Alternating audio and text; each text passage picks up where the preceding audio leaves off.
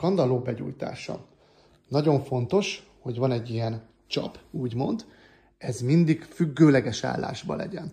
Ha vízszintes állásban van, és így gyújtjátok be a kandallót, akkor ki fog csapni a füstön, és elzártátok a kéménybe feláramló levegőt, azáltal a tűzteret, és onnantól ki fog csapni a füst, a szénmonoxid érzékelő bekapcsol, és az senkinek nem lesz jó.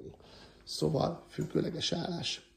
Begyújtós fát, illetve fát majd itt fogtok megtalálni, amennyiben nem elég, úgy ahol leparkoltatok kocsival, jobb kéz felől találtok farakást, abból tudtok felhozni, kint találtok fonott kosarat, úgyhogy abból tudjátok pótolni a fogyófát.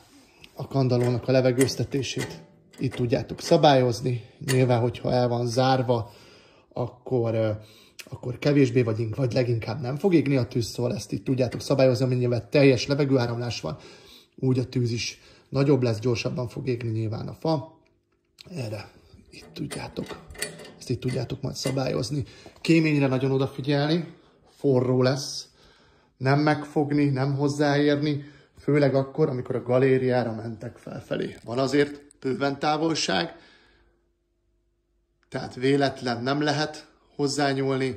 Ha adott esetben van egy kis instabil állapot, akkor talán előfordulhat, úgyhogy erre mindenképpen figyeljetek oda, hogy nehogy hozzáérjetek a kéményhez, amire főleg, ha felmentek a galériára, ott van 2%-nyi esély körülbelül, úgyhogy azt a 2%-ot is kerüljük el. Tökéletes. Az egyéb kandalló begyújtásával kapcsolatos információt a házirendben találjátok meg, olvassátok el nagyon-nagyon figyelmesen.